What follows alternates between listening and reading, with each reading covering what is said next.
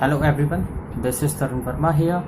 Today we are going to explain class 10th Information Technology chapter number 3 session 1. Session 1 operating system 2020 तक बहुत सारे operating systems available हैं market में। इसमें से बहुत सारे जो ऑपरेटिंग सिस्टम्स हैं उनके वेरिएशन चेंज हो चुके हैं। जितने भी ऑपरेटिंग सिस्टम हैं सभी अपने टाइम टू टाइम अपडेट होते हैं। ऑपरेटिंग सिस्टम क्या है? किसी भी हार्डवेयर को एंड सॉफ्टवेयर को रन करने के लिए हार्डवेयर डिपेंड होता है सॉफ्टवेयर परफॉर्मेंस के ऊपर और सॉफ्टवेयर परफॉर्मेंस डिपेंड करता है ऑपरेटिंग सिस्टम के ऊपर। So started from the first line, the first program that load on a computer when you switch on the system is called the operating system.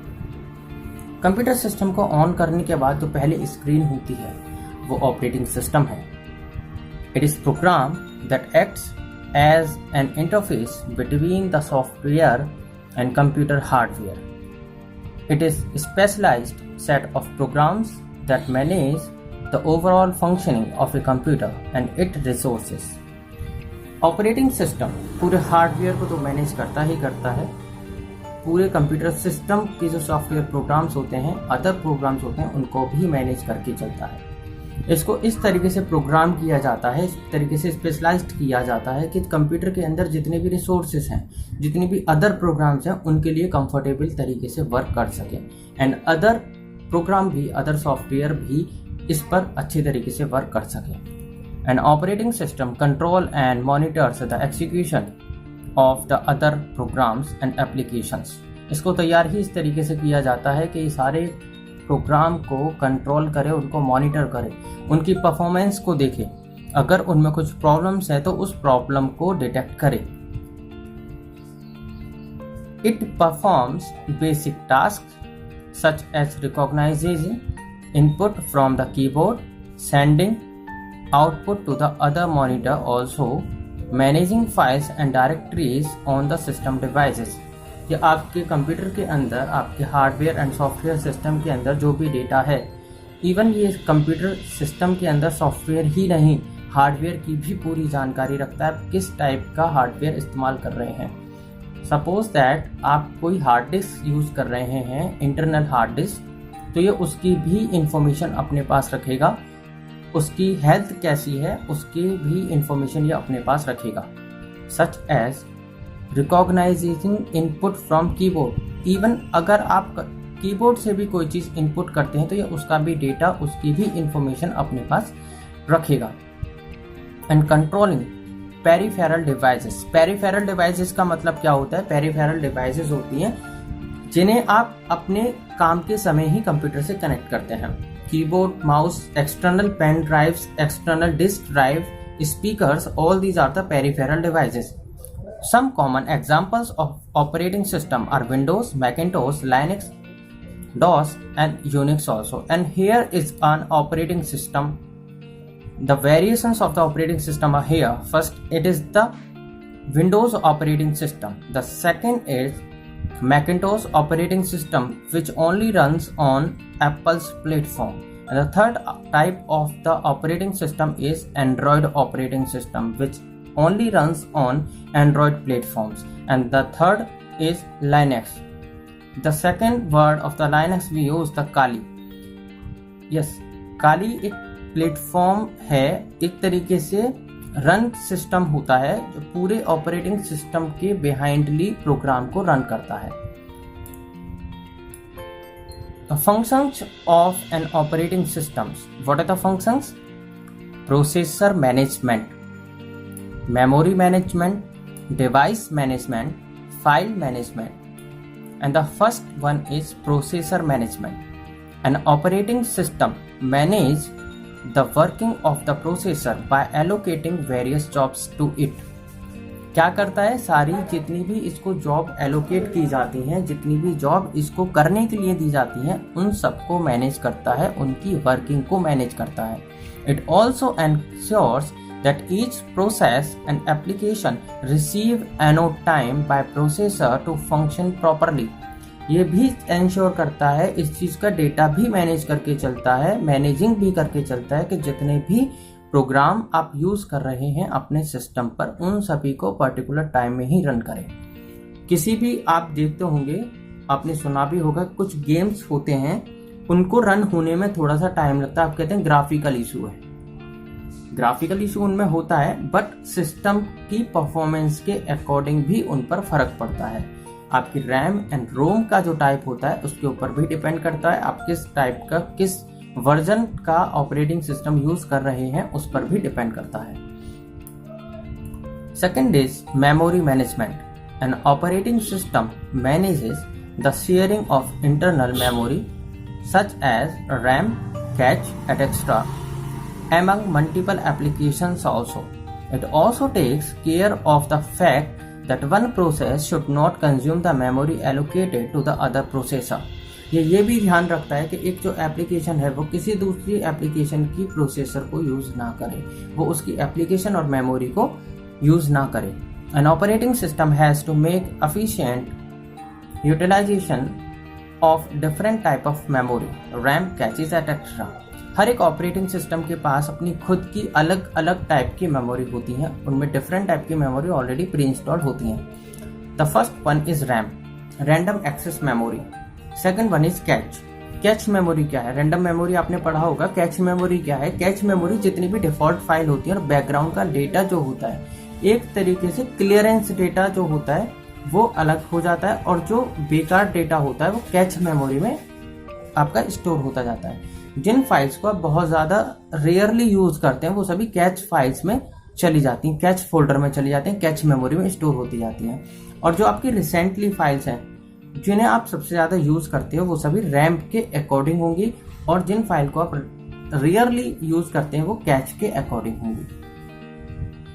Within the system to ensure that proper execution of every process. Now come to the device management. The device management is an operating system controls the working of all input and output device. Here is a term I/O. I/O is input and output. Now this term is used by artificial intelligence, that is called AI. The second is I/O and the first one is AI. AI means artificial intelligence and it is dependent on input and output. Now here is the different variations in the input and output by the speech recognition system, not by the processing of input. यहाँ पर AI में जो system होता है वो speech recognition के through input होता है, जबकि हम कंप्यूटर्स में कीबोर्ड के थ्रू करते हैं। आपने देखा होगा जितने भी आर्टिफिशियल इंटेलिजेंस, सबसे ज़्यादा 99% आर्टिफिशियल इंटेलिजेंस है वो रोबोट में यूज होता है। उसमें हम वॉइस बोलते हैं तब वो उसको रिकॉग्नाइज करते हैं और सिस्टम को तैयार करते हैं, देन उसके बाद में वो आउटपुट देते हैं। तो यहाँ पर I/O जो है वो इनपुट एंड आउटपुट AI के लिए स्पीच रिकॉग्नाइजेशन है।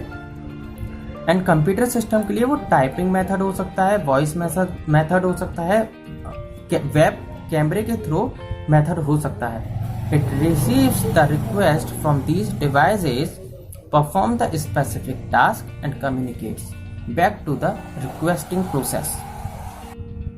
Now come to the file management. An operating system keeps track of information regarding creation, deletion, transfer, copy and storage of files in an organized way. एक operating system अपने पास एक manage data भी रखकर चलता है, और वो मैनेजेशन डेटा क्या होता है, आप कब कौन सी फाइल बना रहे हैं, किस फाइल को आप किस टाइम पर डिलीट कर रहे हैं, क्या उसमें चेंजेस कर रहे हैं, किस फाइल को कहाँ ट्रांसफर किया है, कहाँ कॉपी किया है, that is called the directory. कौन सी फाइल कहाँ सेव है, कौन सा फोल्डर आपके सिस्टम के अंदर सेव है, वो सभी कंप्यूटर सिस्टम अपने पास एक खुद का रिकॉर्ड रखता है। That is called the file management. Also maintain the integrity of data stored in these files, including the directory structures also. किस फोल्डर के अंदर क्या फाइल्स हैं, किस डिस्क के अंदर कौन कौन से फोल्डर्स हैं। Now come to the security. The operating system provides various techniques which ensure the integrity and confidently of users' data. जो हर एक डेटा को बहुत अच्छे तरीके से संभाल कर रखता है। अगर इसमें सिक्योरिटी यूज की जाती है किसी भी फाइल्स, फोल्डर या विंडोज ऑपरेटिंग सिस्टम को लेकर के, तो ये उस डेटा को बहुत कॉन्फिडेंटली अपने पास सेव रखता है, उसको ब्रेक नहीं होने देता, उसको यूज नहीं होने देता। If you want to use the security system of any purpose in your computer system, then you have to follow the security measures that are used to protect the user's data from the threats and instructions. First is protection against unauthorized access through login and password. Unauthorized का मतलब है कुछ ऐसी files जिनको authorisation नहीं देना चाहते आप, उन फाइल्स को आप प्रोटेक्ट कर सकते हो किसके थ्रू? लॉगिन एंड पासवर्ड के थ्रू। लॉगिन एक टर्म होता है, लॉग का मतलब होता है एंड एक तरीके से अपना जो डेटा है उसकी वेरिफिकेशन देना। यहाँ पर एक वर्ड यूज किया जाता है लॉग इन। लॉग इन का मतलब क्या है? यहाँ पर एक वर्ड होगा, मैं उसे हाईलाइट कर रहा हूँ, लॉग इन। तो इस लॉग इन का मतलब क्या है? दो वर्ड से मिलकर बनाए, लॉग और इन। लॉग का मतलब होता है वेरिफिकेशन देना, किस चीज का? इन का, जिस नेम से आप एंटर करेंगे उस फाइल के अंदर। And then second is the security password. Now come to the second point, protection against intrusion by keeping the firewall active. आप इंटरनेट यूज करते हैं अपने ऑपरेटिंग सिस्टम में, अपने कंप्यूटर सिस्टम में। जब भी आप इंटरनेट यूज करते हैं तो आप कभी ना कभी एक ऐसी वेबसाइट पर विजिट करते हैं जो बहुत टाइम से बंद है, जिसमें वायरस हो सकता है, जिसमें मेलवेयर हो सकता है, जिसमें ट्रोजन हो सकता है। ये सभी टाइप ऑफ वायरस हैं जो आपके कंप्यूटर सिस्टम को हैक करते हैं और लॉस करते हैं। तो उनसे बचने के लिए भी आप अपने कंप्यूटर सिस्टम को प्रोटेक्शन दे सकते हैं।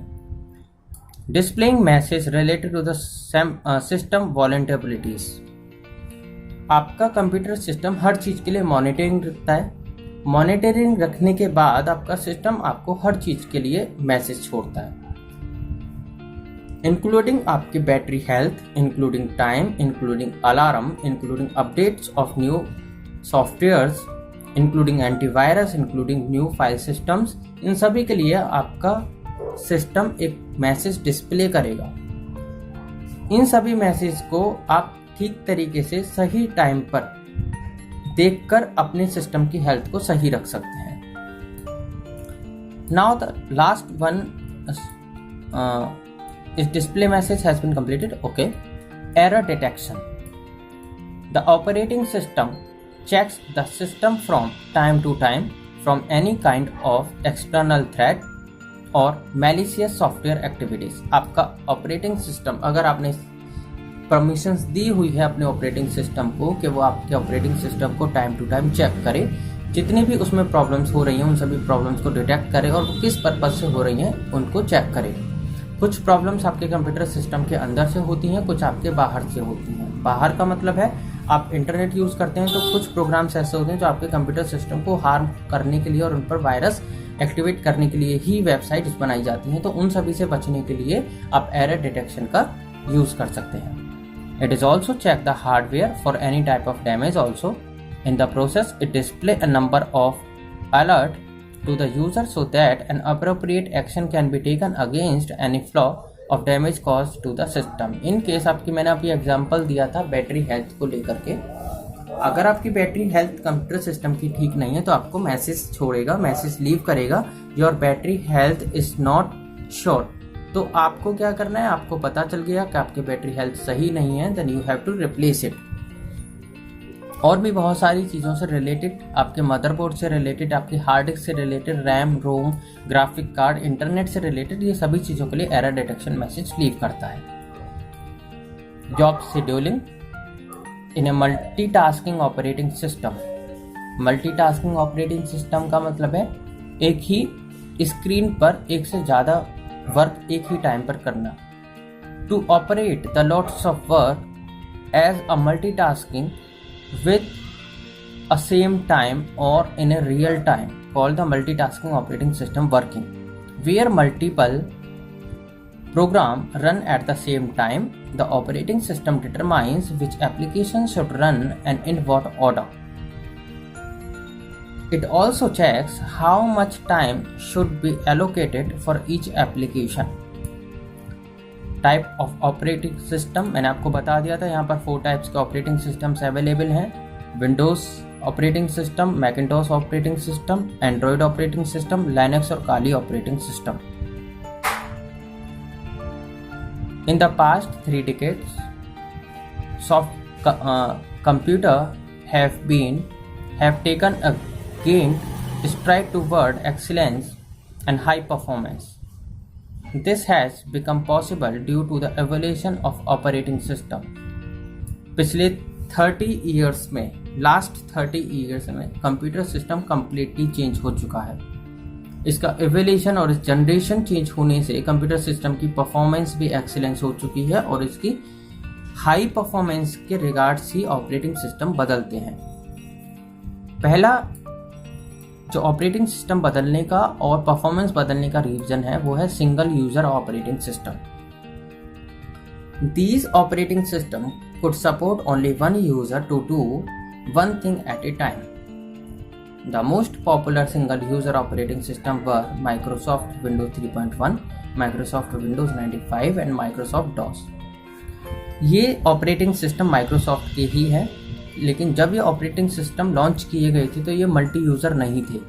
मल्टी यूज़र का मतलब है एक से ज़्यादा प्लेटफॉर्म तैयार करना एक ही विंडोज़ के अंदर, पार्टीशन बना देना अलग अलग. जैसे आपके घर में अलग अलग रूम होते हैं आपके लिए, एक आपके ब्रदर का रूम, एक आपके सिस्टर का रूम, एक आपके खुद का रूम, तो अलग अलग रूम्स हैं. इसी तरीके से आपके ऑपरेटिंग सिस्टम के अंदर भी हर एक यूज़र के अलग अलग प्लेटफॉर्म तैयार हो जाते हैं. लेकिन विंडोज़ 3.1, 95 एंड डॉस में ये फीचर्स अवेलेबल नहीं था. ग्राफिक यूज़र इंटरफेस, ग्राफिकली भी अगर हम बात करते हैं इन ऑपरेटिंग सिस्टम्स में तो इतना बेटरली और क्लियरली नहीं था. बट जैसे जैसे एवोल्यूशन चेंज हुआ, विंडोज़ ऑपरेटिंग सिस्टम चेंज किए गए, अपडेट किए गए, उनमें ग्राफिकली सिस्टम भी बहुत अच्छा आने लगा. This operating system is graphic based and interactive in nature. Nature का मतलब है यहाँ से धीरे धीरे, नेचुरली का मतलब है धीरे धीरे चेंजेस किए गए, यूज़र फ्रेंडली चेंजेस किए गए, क्योंकि चेंजेस ऐसे होने चाहिए कि आपको विदाउट गाइडलाइंस भी आप 80% उन फीचर्स को यूज़ कर पाएँ. उनको बोलते हैं interactive in nature. The commands has been replaced by graphic symbol displayed on the computer screen called icons. The user can perform all operations by click on these icons. Now a user does not need to remember the length command or their syntax as they had to do in command line interface. The term is called CLI, command line interface, or character user interface. That is called, the term is CUI, character user interface. Some example of GUI are Windows operating system, Mac OS, that is called Macintosh operating system, Linux etc. ये जो भी मैंने आपको operating system दिखाए थे ये सभी multitasking है और GUI है, ग्राफिकल यूजर इंटरफेस है, मल्टीटास्किंग भी है और मल्टीपल यूजर भी हैं. मल्टी यूज़र ऑपरेटिंग सिस्टम, मैंने आपको बता दिया मल्टी यूज़र ऑपरेटिंग सिस्टम क्या होता है. अलग अलग यूज़र एक ही ऑपरेटिंग सिस्टम को यूज़ कर सकते हैं बट न्यू तरीके से. फर्स्ट जो यूज़र होगा वह सेकंड यूज़र का डेटा हैक नहीं कर पाएगा, उसका डेटा स्टोर नहीं कर पाएगा, ना ही वो देख पाएगा. उसको एक फ्रेश ऑपरेटिंग सिस्टम की तरह ही मिलेगा. हर एक यूज़र को नया नया ऑपरेटिंग सिस्टम का व्यू मिलेगा. Multi user operating system allow more than one user to use the same computer at the same time. Some of the operating systems that fall in this category are Linux, Unix and Microsoft Windows. Windows 2000 was the first version of Windows which allows us to create several user accounts on a single machine. सबसे पहले 2000 Windows 2000 ने ये feature launch किया था, update किया था अपनी Windows 95 के बाद, कि इसमें एक से ज़्यादा यूज़र अपना अकाउंट बना सकते हैं और एक से ज़्यादा यूज़र इसको यूज़ कर सकते हैं. Multitasking operating system, the ability of perform more than one task at a single intent of time is called multitasking. An operating system that is capable of doing multiple tasks or executing process. Executing process means running program while using common processing resource like CPU is called a multitasking operating system. जब multitasking operating system की बात आती है तो वहाँ पर काफ़ी high configuration की CPU की ज़रूरत होती है, लेकिन अब जो ऑपरेटिंग सिस्टम चलते हैं उनमें मल्टीटास्किंग आप कॉमन CPU से भी कर सकते हैं। उसके लिए आपको एक्सटर्नल रिसोर्सेज को ऐड करने की ज़रूरत नहीं होती है।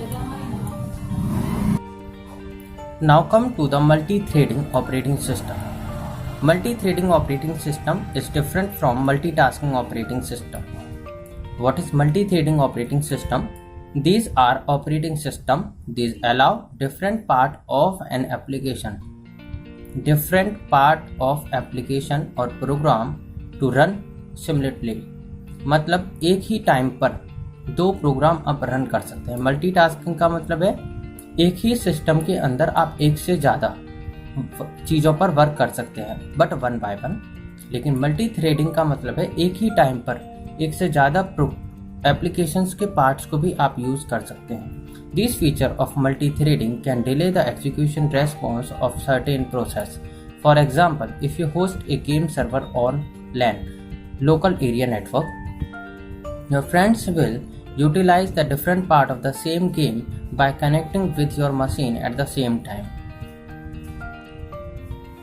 अगर आप अपने कंप्यूटर सिस्टम पर कोई गेम प्ले कर रहे हैं, गेम खेल रहे हैं, तो उसी गेम को आप का जो फ्रेंड है वो भी उस गेम को LAN के थ्रू खेल सकता है। Your friend will utilize a different part of the same game by connecting with your machine at the same time. वो अपनी मशीन को आपकी मशीन से कनेक्ट करेगा, अपने ऑपरेटिंग सिस्टम को आपके सिस्टम से कनेक्ट करेगा, and he can also play the same game with you. All the resources will be utilized from your machine, which can degrade the performance of your system. Real-time operating system RTOS, इसका एक question भी पूछा जाता है board में। RTOS का 2 से 3 marks का क्वेश्चन आता है, हर 3 या 4 साल में वो आ जाता है। इसकी फ्रीक्वेंसी रहती है, एवरी ईयर नहीं आता, बट हाँ 3 and 4 ईयर्स में एवरी टाइम RTOS का क्वेश्चन आता है। इसका एक ब्रीफ एक्सप्लेनेशन विद डायग्राम आपको देना होता है। 3 से 4 नंबर में ही क्वेश्चन आता है, 1-2 नंबर में नहीं आता ये। RTOS is designed to handle real time scenario and problem. RTOS क्या है? रियल टाइम में जो प्रॉब्लम्स हैं उनको हैंडल करने के लिए।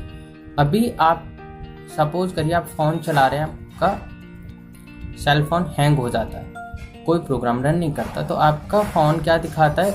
इसमें दिखाता है your system is not responding और your file is not responding, cancel, wait and okay. ये 3 ऑप्शन आपको देता है। That is called the real time operating system RTOS।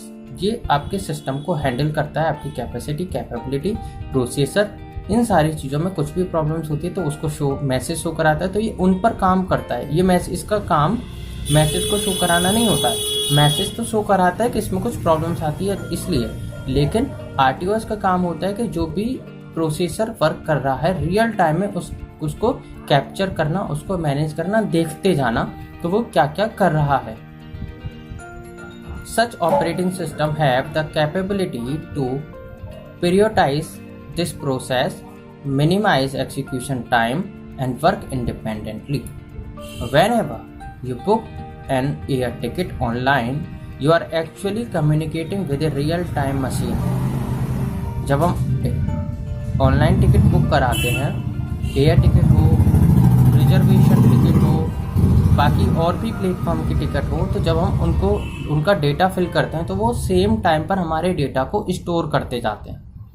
पहले से तो हमारा डेटा स्टोर नहीं होता है, जैसे हम बताते जाते हैं वो इनपुट करते जाते हैं। तो that is called the real time operating system. हमारे लिए वो सिस्टम उस समय पर ही वर्क कर रहा है, which is handling your data independently, giving you instant response and securing your information while maintaining the same feature for all the other customer who are online at the moment. आपको मैं एक और fact बताता हूँ इससे related ही। जब भी हम ऑनलाइन एयर टिकट बुक करते हैं, I am not talking about the train ticket, I am talking about the air ticket online. जब भी हम ऑनलाइन टिकट बुक करते हैं तो हमारा एक रेफरेंस नंबर होता है, दैट इज कॉल्ड द और पासपोर्ट नंबर और ऑनलाइन टिकट नंबर। उस पर जो हमारा नेम मेंशन होता है, जब भी हमारा नेम और एज मेंशन हम करवाते हैं अपनी, तो ये डेटा दो चीज़ें उठाता है रियल टाइम में ही। जैसे ही सपोज दैट उसने मेंशन किया Amit Kumar and the age is 12/5/1998 या 12/5/1989, ठीक है। तो अब उसने जैसे ही डेटा एंटर किया, वो कुछ टाइम लेता है, उनका ऑपरेटिंग सिस्टम थोड़ा सा टाइम लेता है। वो क्या करता है, आपका नेम और डेट ऑफ बर्थ को चेक करता है ऑल ओवर द वर्ल्ड जो नेम रिप्रेजेंट्स हैं, एंड ये प्रोसेसिंग थोड़ी सी फास्ट होती है। किस लिए, कहीं जो पर्सन जा रहा है उसका पहले से कोई क्रिमिनल रिकॉर्ड तो नहीं है, कोई किसी केस में तो रिकॉर्ड नहीं है, या वो देश से छोड़कर तो नहीं भाग रहा है। ये एक सिक्योरिटी पर्पस, हाइड पर्पस होता है उनका। तो वो आपको थोड़ा सा वेट करने के लिए बोलेंगे। हर टिकट में ये टाइम लगता है, मोस्टली उनमें टाइम लगता है जो फर्स्ट टाइम उनके पास रिकॉर्ड आया होता है, उनसे मैच नहीं करता। ये काम कैसे करता है, आपने नेम बोला अमित कुमार, डेट आपने मेंशन करा दी, डेट ऑफ बर्थ अपनी, तो पहले वो अपने सिस्टम में तैयार करेगा अब तक उसमें जितने भी अमित कुमार आए हैं उनका डेटा क्या रहा है, एंड देन उससे अगर मैच नहीं करता है then it will connect to the world host servers. उनसे कनेक्ट करके ये आपके डेटा को निकालेगा। अगर आपका डेटा क्लियर है तो ठीक है, otherwise they will make a claim on your information. ये हिडन प्रोसेस होता है उनका। Now come to the point, distributed operating system. Distributed operating system का मतलब है, डिस्ट्रीब्यूटेड का मतलब जानते हो, बांटना, और ऑपरेटिंग सिस्टम कैसे बांटा जाता है। Distributed operating system runs on computer which is located in different geographical area interconnected through a network. It controls these interconnected systems and makes them appear to be a single computer. Geographical area, जब हम किसी बड़े क्षेत्र में काम करते हैं, यहाँ पर जोग्राफिकल एरिया का मतलब वो नहीं है जो आप समझ रहे हैं। यहाँ पर जोग्राफिकल एरिया का मतलब है बड़े प्लेटफॉर्म पर काम करना। तो वहाँ पर अलग अलग कंप्यूटर सिस्टम्स में अलग अलग तरीके का काम होता है, और उन सभी काम्स को एक बहुत बड़ी डिस्प्ले पर देखा जा सकता है। उन सभी कंप्यूटर सिस्टम्स के डेटा को रियल टाइम पर ही एक बड़ी स्क्रीन पर पार्टीशनली दिखाया जा सकता है। अगर 16 या 17 सिस्टम एक ही टाइम पर डिफरेंट काम कर रहे हैं, तो 16 और 17 screen can be created on a single big screen. That is called the distributed operating system. It allow all the link machine to the access data, software and process takes over a network of geographically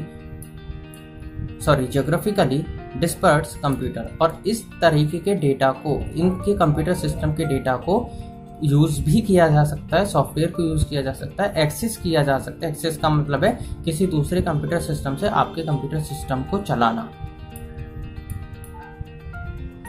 and the operating system is Windows 7 here.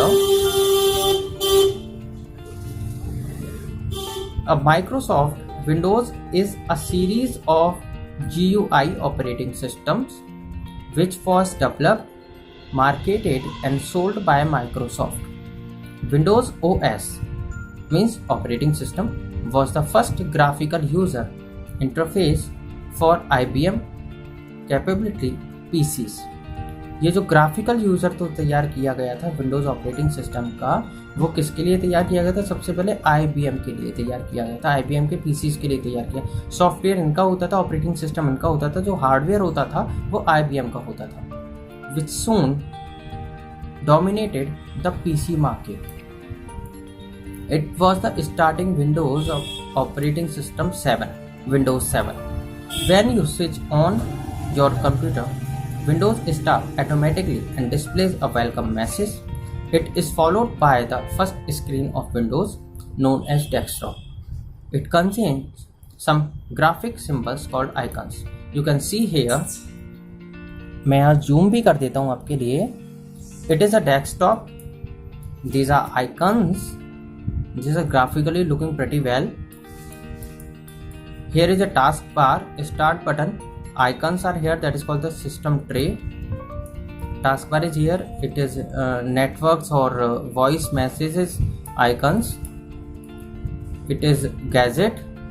तो यहाँ पर जो screen है वो multitasking है, एक ही समय पर आपके पास क्या क्या चीज़ें आ रही है। यहाँ पर आप देख गैजेट भी वर्क कर रहा है, that is called the real time, it is ना real time processor, multi threading that is called. तो मल्टी थ्रेडिंग क्या है, आपकी जो सिस्टम है वो हैंड टू हैंड, यहाँ पर आ रहा है स्किन नाउ, अपडेट नाउ, और भी यहाँ फेसबुक का सिंबल होता है, ट्विटर का सिंबल होता है। तो रियल टाइम पर ये सारी चीज़ें देखता है और करता है। Now come to the desktop. What is desktop? The word desktop has been derived from the real-time desktop, the top of our working table. जहाँ पर हम अपना काम करते हैं, जो फ्री स्पेस होता है उसको बोलते हैं desktop. And it is also called the first screen of the operating system, where you may find a pen stand, notepad, calculator, files, etc. Also, the desktop of Windows also serves the same purpose. You can find various icons like shortcut icon, document icon, disk drive icon, etc. on your computer system. आप यहाँ देख सकते हो बहुत सारे icons हैं। यहाँ ये कंप्यूटर सिस्टम का आइकन है, नेटवर्क का आइकन है, and it is empty box होता है जिसे हम एक तरीके से बोलते हैं recycle been. Second, here are the folders, here it is a shortcut. Now come to the taskbar. A taskbar is a long horizontal bar at the bottom of the desktop. It has the start button on the extremist left side. The middle section of the bar shows the button with a label for each of the opened application and allow us to quickly switch between them. You can activate the application windows by clicking on its taskbar buttons. When an application is active, its button is highlighted on the lighter shade.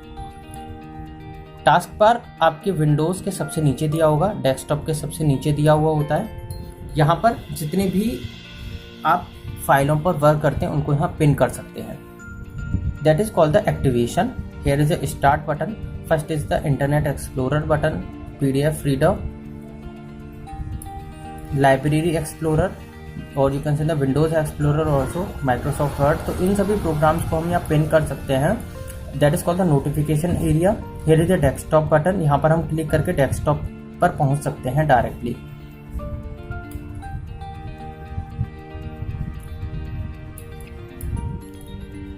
Now this topic is completed with the taskbar, and here is assignment time. So the chapter has been completed. You will get notes soon of this chapter.